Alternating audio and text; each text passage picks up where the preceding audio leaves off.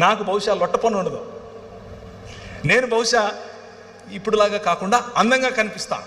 ఇప్పుడు కేవలం నా భార్యకి అందంగా కనిపిస్తాను. That is you going to be your future. అది నీ ఫ్యూచర్. నీకు అర్థమవుతుందా మీ నాయన ఏం చేస్తున్నాడు? Now can you read Ephesians ఎఫెసీయులకు రాసిన పత్రిక 1వ అధ్యాయం 10వ వచనం. ఆయనకు ఒక సంకల్పం ఉంది.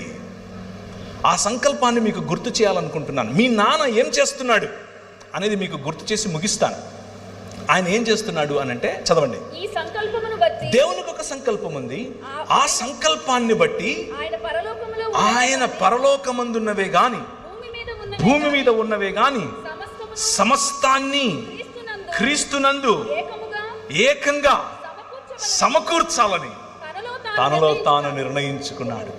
ఆయన నిర్ణయం, ఆయన సంకల్పం భూమి